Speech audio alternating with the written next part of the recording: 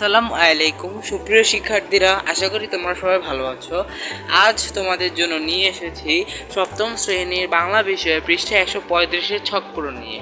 আর তোমরা যদি আমার চ্যানেলে নতুন হয়ে থাকো তাহলে প্লিজ সাবস্ক্রাইব করে আমাদের পাশে থাকো এবং নিত্য নতুন ভিডিও পেতে লাইক, কমেন্ট ও শেয়ার করো। তোমাদের কমেন্টের উপর ভিত্তি করে আমরা নতুন ভিডিও বানাবো।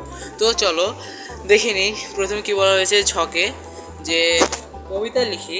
কবিতা লেখা যায় যে কোনো বিষয় নিয়ে। একটি বিষয় হতে পারে কোনো ব্যক্তি, বস্তু বা কোনো ঘটনা কিংবা কাহিনী। কবিতার মধ্যে মনের আবেগ, অনুভূতি প্রকাশ পায়। নিচে এখানে একটি কবিতা তুমি নিজে বানিয়ে লেখার কথা বলা হয়েছে, আর লেখার সময় কবিতার বৈশিষ্ট্যগুলো খেয়াল রাখার কথা বলা হয়েছে। তারপরে এখানে একটি কবিতার নাম দেওয়ার কথা বলেছে। আমরা একটি কবিতার নাম দিয়েছি। এখানে কবিতার নাম দিয়েছি আমরা বর্ষা বাদল। তারপর প্রথমে কি বলা হয়েছে,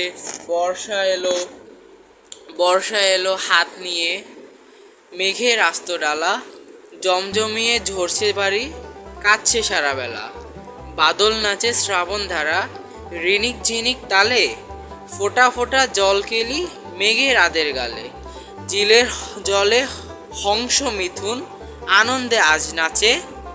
তারপরে কি বলা হয়েছে একটু দেখে নে, যে সোদা মাটির গন্ধ নিয়ে আশার এলো কাছে। তো একবার তোমরা একটু ভালো করে দেখে নাও।